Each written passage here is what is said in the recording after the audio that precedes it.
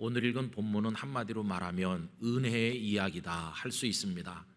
고통 중에 있는 자에게 하나님께서 손을 내밀어 주신 아름다운 이야기입니다. 그 은혜를 입은 사람은 하갈과 그 아들 이스마엘입니다. 그런데 여러분, 오늘 본문을 유심히 읽어보면 광야라고 하는 게 3번 등장하는 걸 보게 됩니다. 이 광야가 어떻게 변화돼 갔나 하는 걸 중심으로 오늘 말씀을 나누고자 합니다. 첫 번째 광야는 브엘세바 광야입니다. 여러분, 오늘 말씀 14절 한번 보십시오. 아브라함이 아침에 일찍이 일어나 떡과 물 한 가죽 부대를 가져다가 하갈의 어깨에 메어주고 그 아이를 데리고 가게 하니 하갈이 나가서 브엘세바 광야에서 방황하더니. 브엘세바 광야는 어떤 곳인가요? 방황하는 곳입니다. 너무도 두렵고 고통으로 몸부림치면서 방황하는 곳, 거기가 브엘세바 광야였어요. 이렇게 된 데는 하갈 모자의 책임도 있고 불가항력적인 외부적 영향도 있습니다. 하갈은 원래 사라의 몸종이었는데 아브라함의 첩이 되어서 잉태하게 되었죠. 그런데 잉태한 다음에 사라를 멸시했습니다.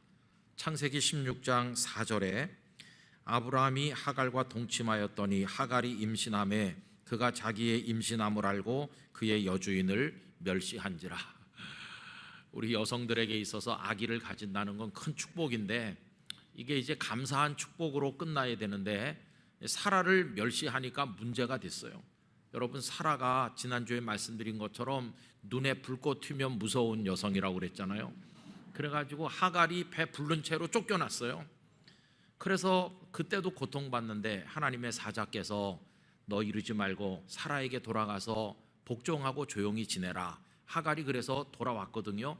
조용히 지내다가 이제 이스마엘을 낳은 건데, 지난주에 말씀드린 것처럼 이삭이 젖을 떼는 날 잔치를 열었는데 이제 거의 다 큰 어른이나 마찬가지인 이스마엘이 이 이삭을 희롱했죠. 그래서 돌이킬 수 없게 돼가지고 이 모자가 이제 쫓겨나게 된 겁니다. 이렇게 보면 브엘세바 광야에서 방황하는 고통은 그 모자에게 상당한 책임이 있다는 것을 알 수 있습니다. 그러나 이들만의 책임도 또 아니죠. 왜 그러냐 하면 몸종이라는 한계를 뭐 어떻게 하겠어요. 여러분, 지금 우리는 잘 이해를 못하지만 그 당시에 종은 굉장히 낮게 여겨졌지 않습니까? 근데 하갈은 몸종이었으니까 몸종 출신이라는 게 한계로 작용하는 것이고, 이스마엘도 몸종이 낳은 아들로 될 수밖에 없는 상황이죠. 거기다가 이제 갈등이 깊어져서 아브라함이 깊이 고민할 때 하나님께서 그 모자를 내보내라고 하셨잖아요. 하갈로서는 자신이 몸종이라는 걸 스스로 해결할 수도 없는 것이고 하나님께서 또 내보내라고 하셨다고 하는데 뭐 어떻게 할 수 없는 거죠. 우리가 이 세상을 살다 보면 한 절반쯤은 내 책임인 것 같고 한 절반쯤은 너무나도 억울하게 외부적 요인에 의해서 고통을 받을 때가 있죠. 여러분, 저는 브엘세바 광야를 아들의 손을 잡고 오락가락 배회하는 이 하갈의 고통스러운 모습을 보면서 인생의 광야를 방황하는 우리들의 모습과 다를 바가 없다는 생각을 하기도 하였습니다. 이게 바로 첫 번째 등장하는 광야 이야기입니다. 자, 그러나 여러분, 하나님의 말씀은 이 고통의 이야기로 끝나는 게 아니에요. 왜 그러냐 하면 하나님은 은혜의 하나님이시기 때문입니다. 이 고통은 때로는 하나님의 놀라운 은총을 경험하는 통로가 되기도 하는 것입니다. 그래서 이제 두 번째 광야 이야기가 나오는 것이죠. 오늘 말씀 가운데 20절로 가셔서 20절은 다 같이 읽도록 하겠습니다.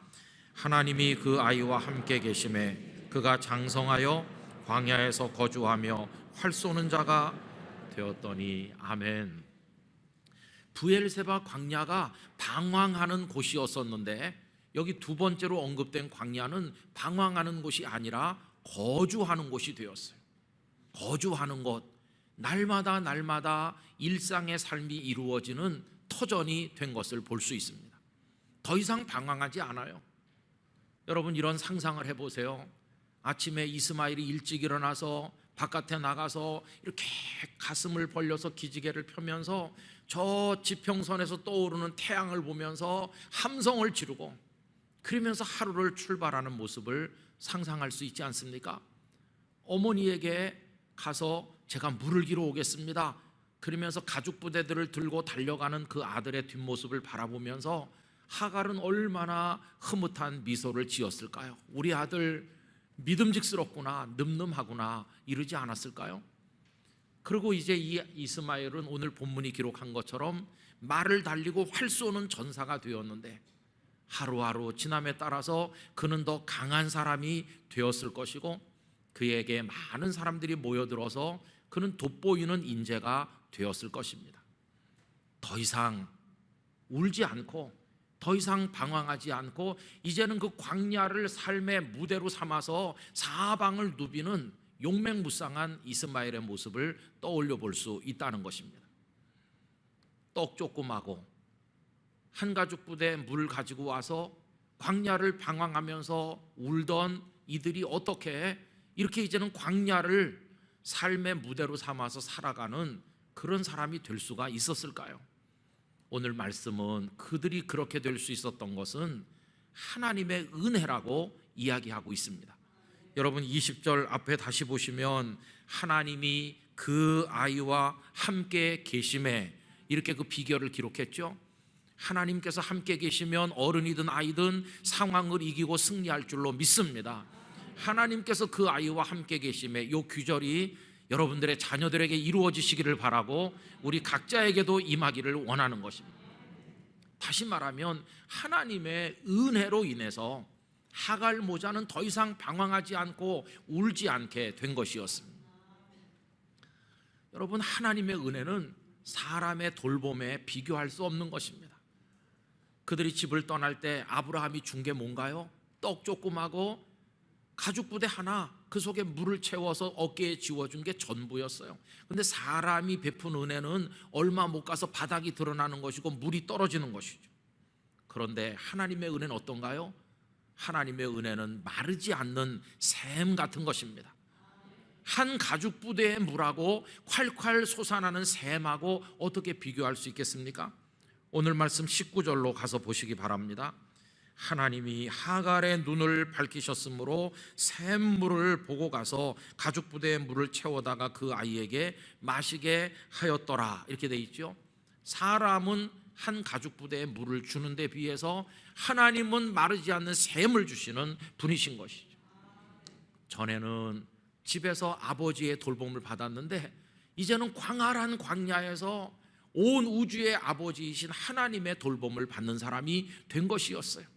그래서 이제는 하나님 아버지의 은혜를 입으며 하나님이 주신 샘물을 마시면서 말 달리고 화살을 쏘는 사람이 되었는데 이제 더 이상 두려워하지도 방황하지도 않게 된 것입니다. 성도 여러분, 어떤 사람들이 나에게 등 돌린다고 너무 슬퍼하지 마시기 바랍니다. 사람의 사랑에 목말라 하지 마시기 바랍니다. 사람들의 사랑에 목마를 때 하나님을 향해 돌아서시기를 바랍니다. 그 사람들이 줄 수 있는 것은 기껏 가죽 부대 하나 정도의 물에 불과하지만 우리 하나님께서 주실 수 있는 은혜와 사랑은 마르지 않는 샘 같은 것일 줄로 믿습니다. 우리 그 하나님을 향해서 나가야만 되는 것이죠. 그래서 이 하갈 모자가 그 어려움을 이기고 거기 적응해서 아름답게 힘을 내서 살아가게 된 이런 은혜 입었는데 여러분 우리 영락의 가정들이 이러한 은혜를 얻게 되시기를 간절히 기원합니다. 이제 오늘 본문의 마지막으로 등장하는 광야는 바란 광야입니다. 바란 광야는 한마디로 말하면 축복받고 번성하는 곳이라고 말할 수 있죠. 오늘 말씀 21절 보시기 바랍니다. 그가 바란 광야에 거주할 때에 그의 어머니가 그를 위하여 애굽 땅에서 아내를 얻어 주었더라. 이스마엘이요 장가 들은 거예요. 장가. 가정을 이뤘어요. 가정을 이룬다는 걸 뭘 말합니까? 이제 후손이 태어날 거고 이제 드디어 번성하게 된다 그런 뜻이죠. 하나님께서는 아브라함에게 그 하갈 모자를 내보낼 때 마음 아파하는 걸 보시고 그에게 약속하신 게 있습니다. 지난 주일에 읽었던 13절로 올라가서 보시면 그러나 여종의 아들도 네 씨니 내가 그로 한 민족을 이루게 하리라 하신지라. 이렇게 약속하셨죠. 한 민족을 이루어 번성케 될 것이라고 약속하셨는데 이제 드디어 장가든 거예요. 그래서 이제 나중에 25장 12절에 가보면은 이스마엘이 12명의 아들을 낳았어요. 그리고 아들들이 다 12족장이 되었어요. 아주 번성했습니다. 근데 자세히 성경을 읽어보면 이 이스마엘의 후손들은 애국과 가나안을 연결하는 지중해 바닷가 길에 그 중요한 요소를 차지하고 그 요지에서 중개 무역을 하고 아주 거대한 사업을 하는 사람들로 그들이 번성한 것을 볼 수 있어요. 여러분, 창세기 37장에 가면 아주 재미난 이야기가 시작되죠. 야곱의 12아들 중에 11번째 아들인 요셉이 형님들의 미움을 받아서 애굽의 노예로 팔려가지 않습니까? 그런데 그 형님들이 동생을 어떤 상인들에게 팔았다고 돼 있느냐 하면 이스마엘 상인들에게 팔았다 이렇게 돼 있어요. 이스마엘의 후손들이 이제 저 바벨론으로부터 이쪽에 애국까지 왔다 갔다 하는 우리식으로 말하면 국제 무역상이 된 거예요. 그런데 거기 보면 이스마엘 상인만 있는 게 아니라 미디안 상인들이 같이 다니는 걸 볼 수 있어요. 그 미디안 상인은 어디서 왔을까요? 여러분, 창세기 25장 앞에 보면 아브라함이 사라가 세상 떠났기 때문에 혼자 있다가 그두라라는 여성과 재혼을 했는데 그두라가 와서 자녀들을 낳았는데 그 자녀 중에 한 사람이 미디안인 것이에요.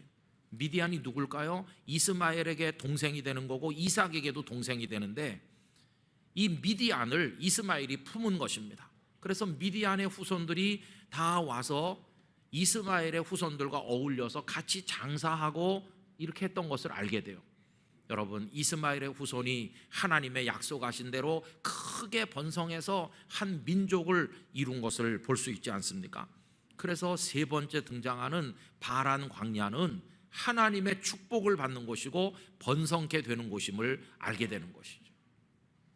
브엘세바 광야에서 방황했는데 하나님께서 그와 함께 계시니 그 광야가 거주지가 되었고 나중엔 바란 광야로 옮겨서 큰 하나님의 축복을 받는 번성케 된 것을 오늘 말씀이 가르쳐주고 있는 것입니다.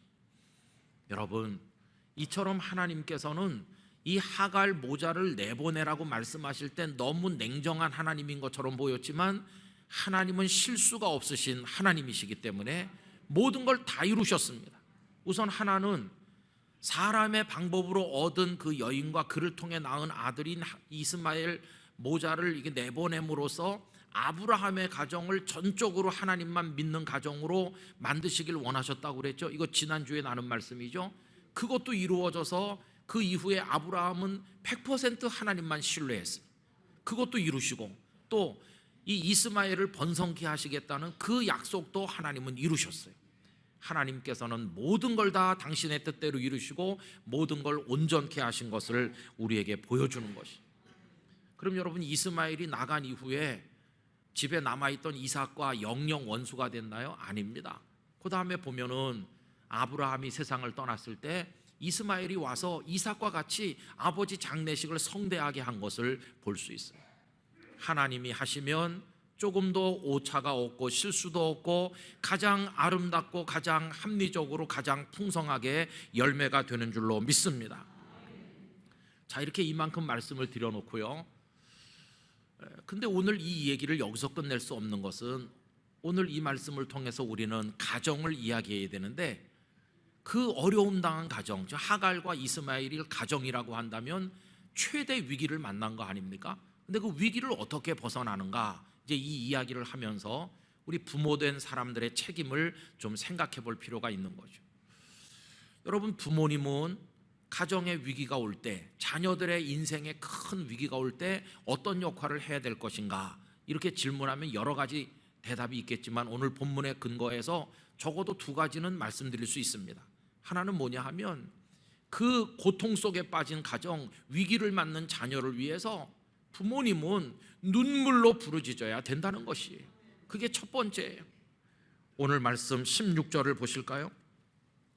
이르되 아이가 죽는 것을 참아 보지 못하겠다 하고 화살 한바탕 거리 떨어져 마주 앉아 바라보며 소리내어 우니. 이렇게 됩니다. 이게 우리 그냥 이렇게 밋밋하게 읽지만 한번 생각해 보세요.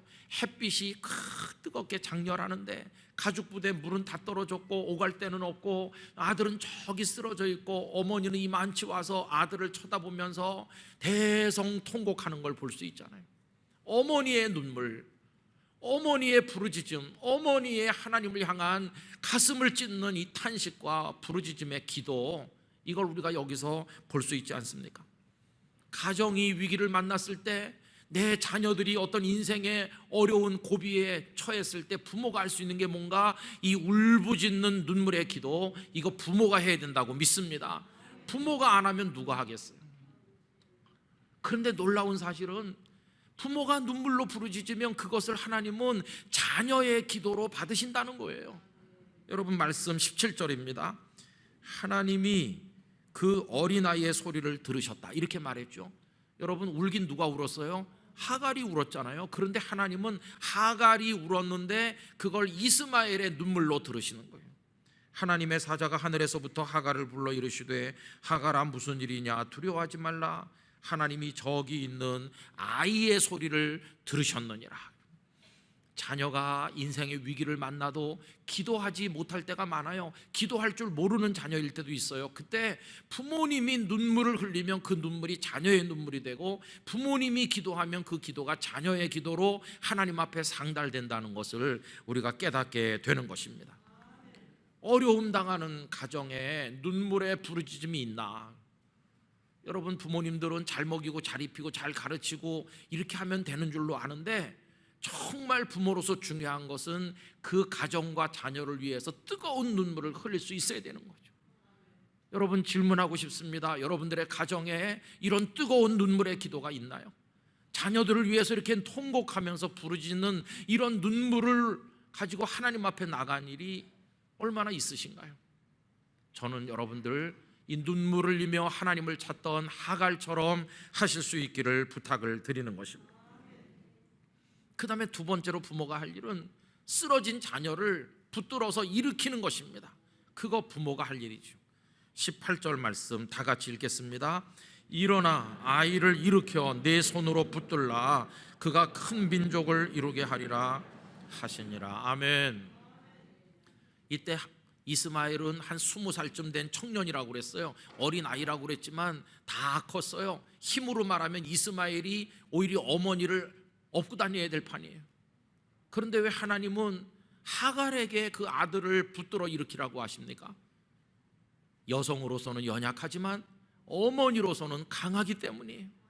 내 아들의 앞날이 없지 않느냐, 쓰러져 있지 않느냐, 가죽부대에 물은 마르지 않지 않았느냐, 다 말라버리지 않았느냐. 그러면 누가 그 아들을 일으켜 세우겠느냐?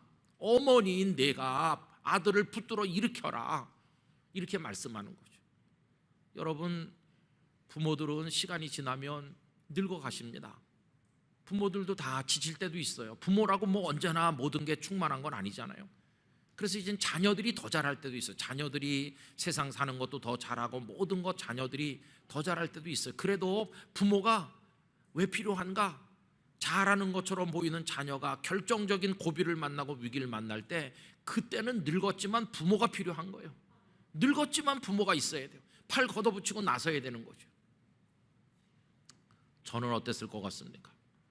저도 마찬가지였어요. 어렸을 때는 어머니가 다 챙기고 아버지가 다 챙기고, 하다못해 옷 한 벌 입는 것도 어렸을 때는 색동 바지 저고리 사주시더니 나중에 옷도 좀 제가 몸에 맞는 거 입고 싶은데 한 두고두고 입으라고 한 4년 이후에도 입을 그런 거, 맨날 바지 가래기 3번 정도 접어가지고 안으로 말아 넣어가지고, 왜 그렇게 기럭지는 그렇게 줄일 수 있는데 이 통은 어떻게 할 수가 없잖아요. 통은 애들이 야, 한 명 더 들어가도 되겠다, 그런 거 있고, 맨날 빨간 세타 입고, 아이고, 그래서 놀림도 많이 받았어요. 내 맘대로 할 수 있는 게 없구나. 전부 다 하나같이 이렇게 엄마가, 아버지가. 그래서 가슴속에 원한이 쌓였어요. 근데 대학에 딱 들어가니까요, 이제 네가 알아서 해라. 일절 옷을 사는 것도 없고 뭘 사입으라고 말하는 것도 없고. 그래서 제가 대학교 입학하자마자 제일 먼저 한 게 양복 한 벌 맞췄어요. 제가 원하는 색깔로, 원하는 디자인으로. 그래갖고 주일날 짠 입고 나갔거든요. 새파랗게 젊은 애가. 근데 어머니가 야 무슨 옷을 그렇게 입냐 이렇게 한마디 말씀 안 했어요. 이제 네가 알아서 해라. 그러면서 이제 제가 알아 하는 거죠. 또 제가 또 어련히 알아서 잘하겠습니까?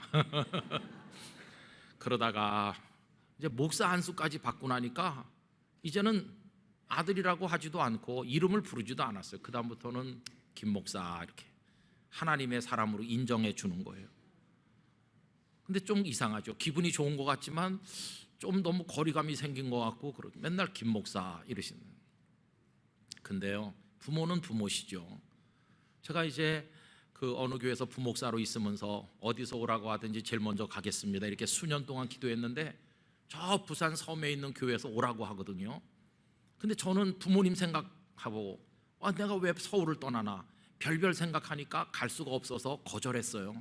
몇 년 기도했지만 그냥 거절하고 말았어요. 그 교회 교인들은 몇 달을 새벽마다 저녁마다 기도하는데 저는 그냥 외면했어요. 그러고 있는데 부모님이 걷어붙이시는 거예요. 제 인생에 개입하시는 거예요.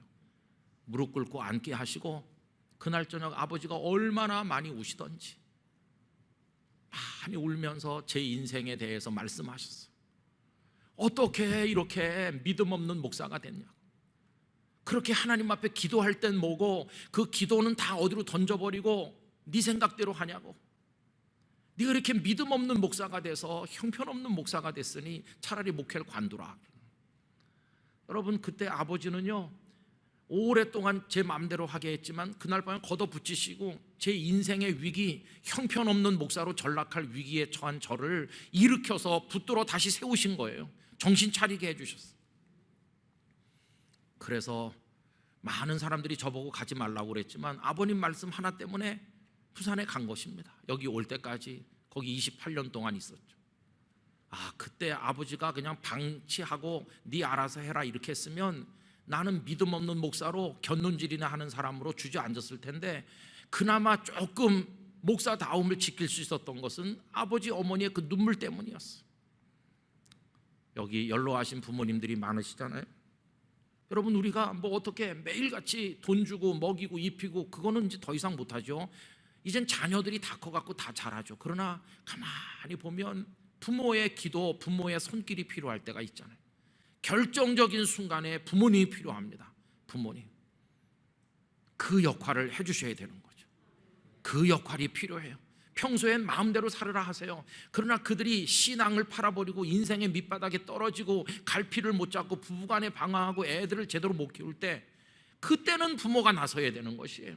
먼저 할 일이 뭐냐 하면 목 놓아 하나님 앞에 우는 기도가 필요한 것이에요. 먼저 울고 부르짖고 그리고는 이렇게 세워서 정신 차리게 하고 믿음의 사람이 되도록 만드는 거, 그거는 아무리 연세가 드셔도 부모님이 아니면 누구도 못 해주는 것이에요. 전 이런 상상도 해봅니다. 세월이 많이 지났을 때 하갈은 꼬부라진 할머니가 되고 이스마엘은 큰 족장이 됐을 때 그 이스마엘이 어머니 하갈을 품에 안고 왜 이렇게 늙으셨어요? 왜 이렇게 어머니 작아졌어요? 하면서 내가 아버지 집에서 어머니랑 쫓겨났을 때 가죽 부대에 물도 다 떨어졌을 때 저 거기서 죽었을 텐데 엄마의 눈물 때문에 엄마의 격려 때문에 내가 오늘 여기 있는 거예요. 그러면서 그 어머니 하갈에게 고마워하지 않았을까요? 그게 진짜 어머니죠. 어머니. 우리 영락교회 성도들 가정에도 이런저런 많은 어려움과 위기가 있다고 생각합니다. 특별히 다 잘 키운 줄 알았는데 그 자녀들이 사는 모습을 바라보니까 안타까울 때가 많으시죠. 하갈처럼 우시기를 바랍니다. 하나님을 붙드시기를 바랍니다. 부모가 먼저 하나님을 신뢰해야 됩니다. 그리고 이제 걷어붙이고 나서야 되는 거죠. 그래서 그들이 믿음에서 이탈하지 않도록 하나님의 축복을 받는 사람이 되도록 해야 될 사명이 부모에게 있는 거죠.